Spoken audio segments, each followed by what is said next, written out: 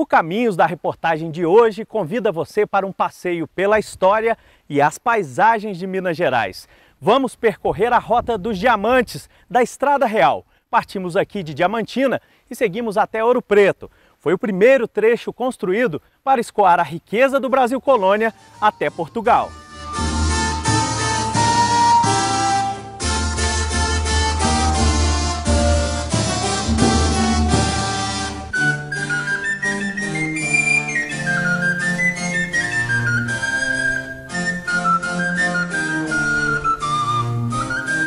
A região que já foi tão cobiçada se tornou o destino procurado por 3 milhões de turistas por ano.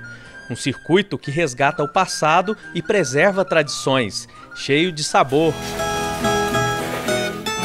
Aventuras pela natureza. E o brilho das pedras preciosas que ainda desperta sonhos em muitos mineiros. O garimpo é um estado natural de sonhos, que permite o arrojo das tentativas, explica esbanjamento da sua efêmera fortuna e o orgulho consolador que de uma hora para outra tudo pode melhorar. Belmiro é um dos que nunca perde a esperança. Garimpeiro.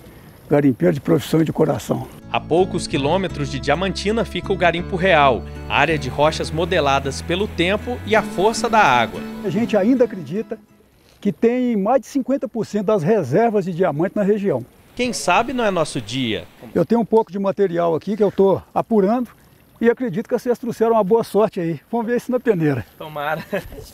É a canjica. É nela que a gente deposita a esperança de ter algum diamante. Cada garimpeiro tem seu tempo. Simplesmente a gente sente a hora de parar. Aqui, por exemplo, nessa peneirada chegou o momento de saber o que é que ela trouxe. E aí está. Opa, o que é isso aqui? Aí, meu amigo, ó. Isso aqui é o diamante, ó. Estava escondido aí. Para quem não conhece, muito prazer. Tá aí a pedra que a gente procura, né? Com tanta vontade e necessidade de encontrar. Ah, se fosse tão fácil assim. O diamante é verdadeiro, mas não passou de uma brincadeira. Foi colocado na peneira sem a gente perceber. É possível que numa peneirada você encontre 5, 6 diamantes, mas você pode passar 30 dias e não ver a cara de um. Isso é comum para o garimpeiro. Por isso é preciso ter persistência, calma, paciência. Essas são as ferramentas que o homem precisa para encontrar o diamante. Essa beira de rio atrai garimpeiros experientes. Eles seguem o rastro deixado por outras pedras, que indicam a presença de diamante. Corte da peneira. Continua a fazer porque é possível que tenha mais diamante escondido.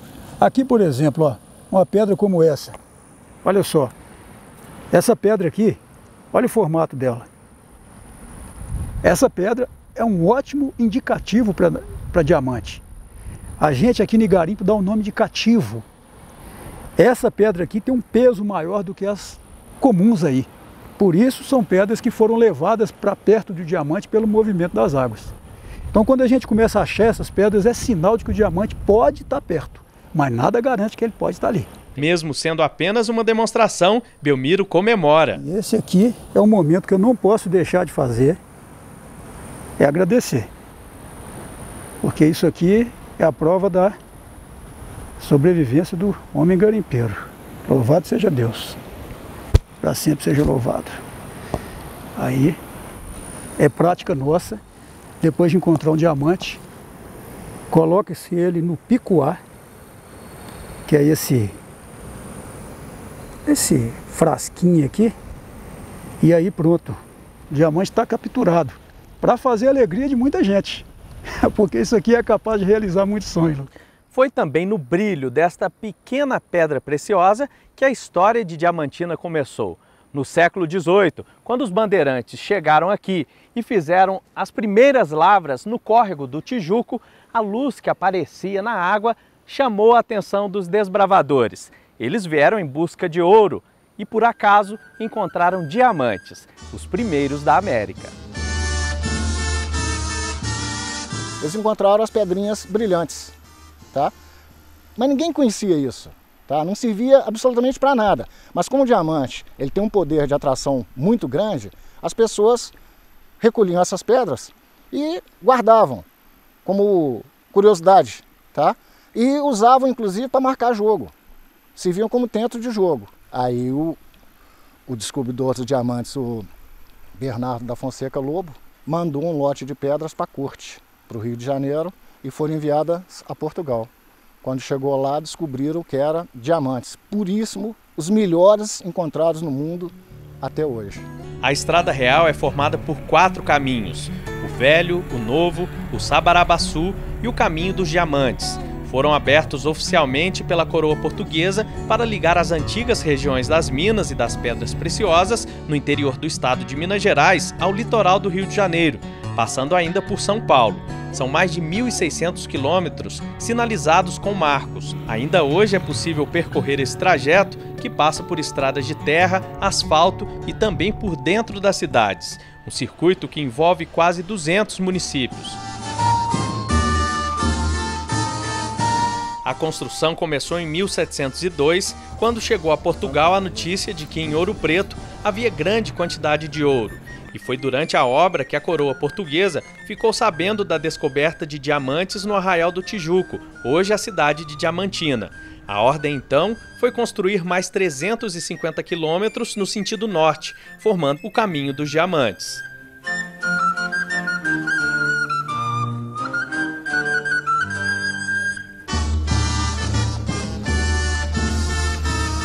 A estrada era o meio mais seguro para fazer a viagem do Rio de Janeiro até Diamantina, o que levava meses. Algumas partes ganharam calçamento de pedras. Um trecho até hoje preservado é conhecido como Caminho dos Escravos. Aqui se percebe a técnica de construir um sistema de contenção e cortes transversais para conter a erosão e desviar a água da chuva. No centro, uma fileira de pedras maiores e planas para facilitar a caminhada de quem liderava as tropas, com direito até a uma visão panorâmica do arraial.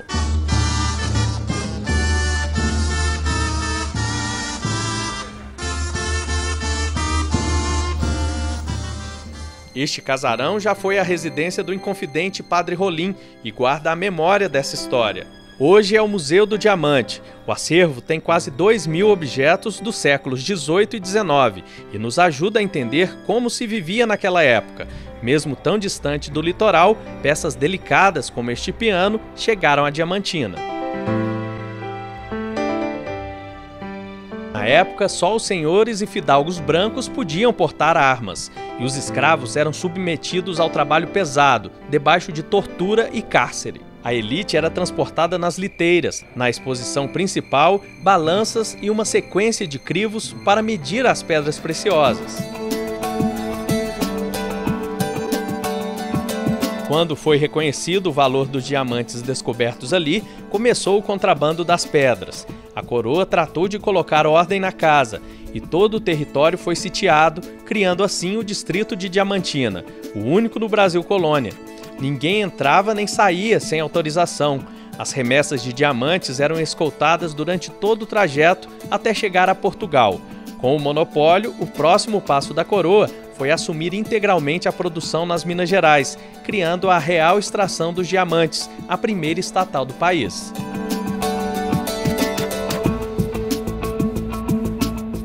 A quantidade que tem de diamante que foi para Portugal, que foi extraída aqui, é anotada, registrada e que vai para Portugal, é metade do que realmente foi produzido na região. O diamante se forma em grandes profundidades, a mais de 150 quilômetros abaixo da superfície e numa temperatura superior a 1.500 graus centígrados. Os mais novos têm cerca de 900 milhões de anos e só chegam à superfície trazidos por erupções que se encontram com rochas mais frias, se cristalizam e formam uma série de minerais. Relativamente raro, tá? Mas o que dá valor ao diamante, na verdade, é o mercado. Portugal sabia disso, isso já no século XVIII. Então, a boa parte do diamante que era produzido aqui em Diamantina era controlado. Então, você olha a produção ano a ano e ela varia muito pouco.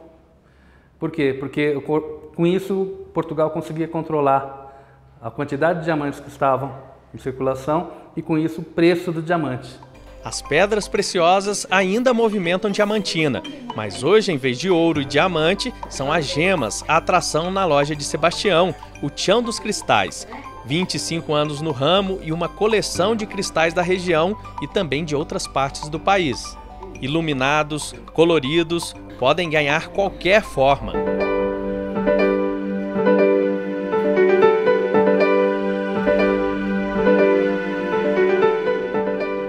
O garimpeiro identifica a pedra assim, quando ele chega na rocha que ele está tirando, aí para ele identificar a pedra, que ele chega nela, ele dá um furo, né? E está olhando o que há dentro da pedra, assim que ele identifica a rocha. E para ver se vale a pena acabar de tirar. Esse cristal aqui é um cristal difícil de encontrar. Difícil, porque ele pelo tamanho, né? Porque é uma pedra que tem 102 quilos e tamanho que quase 1 metro de altura. E tem procura? Tem, sim. Tem pessoas que procuram cristais grandes para energia, né, para pôr em casa, né? As mais procuradas são as que têm a ponta perfeita. Para quem acredita, é o ponto de maior energia. Eu gosto mais dessas drusas, que ela tem essas pontas mais perfeitas e é uma peça bonita, ornamental, para você ter no seu jardim da sua casa, tá? Tem uma energia pura. E nem mal olhado pega você ter uma pedra dessa em casa. Olha para você ver a beleza. Você sente essa energia também? É. Tião? Olha, claro que sim. haja energia aqui. Essa aqui, por exemplo. Por exemplo, de ser um cristal gigante, a superstição que põe no jardim ela é muito grande, ver a pedra primeiro do que o morador em casa. Aí a pedra, se tem alguma coisa ruim, que a pessoa que está te visitando vai desejar alguma ruim, o cristal puxa aquela coisa ruim e transforma em coisa boa. É uma barreira para nada de mal acontecer com você.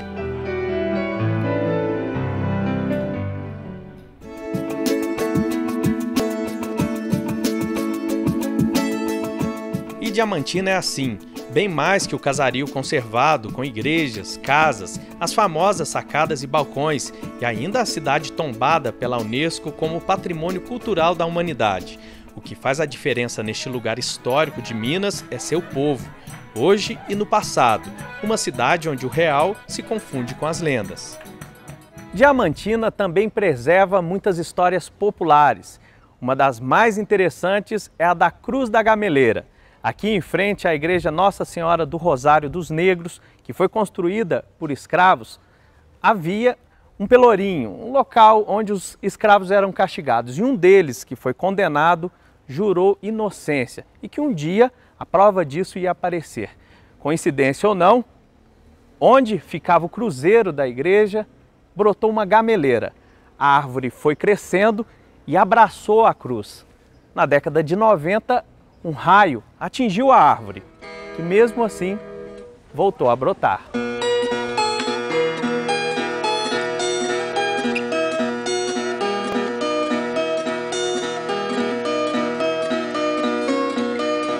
Outra personagem da cidade é a escrava que virou senhora, símbolo de luta e coragem.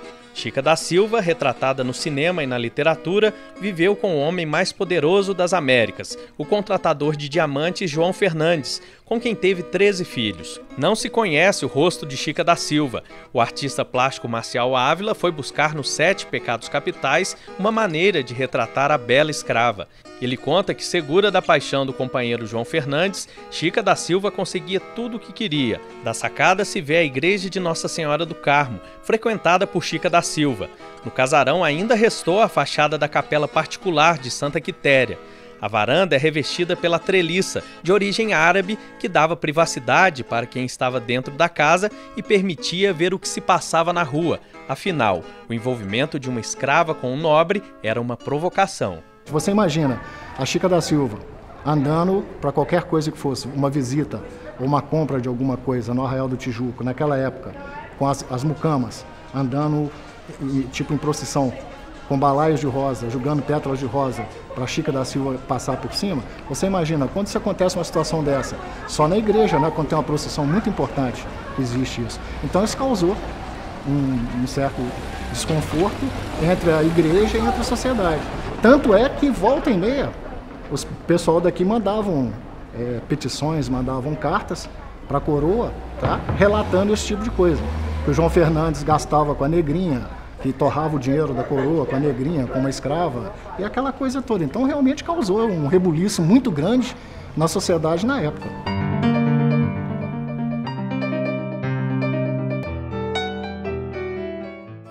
Saudades deixou JK. peixe vivo no rio e no mar. E outro personagem da cidade que nunca foi esquecido é o presidente Juscelino Kubitschek. A paixão dele pela cidade, pela seresta, inspira os moradores daqui, como este grupo, um dos muitos que mantém a tradição. Nós começamos aqui aos pés aqui da estátua de Juscelino, né? É como se estivesse pedindo a bênção ou dando uma boa noite para poder iniciarmos a nossa serenata. Ele era um seresteiro nato. As vozes afinadas seguem pelas ruas, despertando a curiosidade e emoção nos turistas. Boa noite, diga ao menos boa noite, abra ao menos a janela, pois eu canto é pra você. O grupo passa também pelo Beco do Mota, antiga zona boêmia da cidade até 1960, lugar favorito de JK. E na mistura do profano ao sagrado, o beco fica bem em frente à Catedral de Santo Antônio da Sé. Cantando em teu colo adormeci. E as senhoras iam para a missa e falavam para a filha, não olha para aquele lado lá não. Não olha não, porque lá é a zona boêmia. Então é muito interessante isso, é um aspecto curioso da história de Diamantina. E o morro inteiro, no fim do dia, reza uma prece, Ave Maria.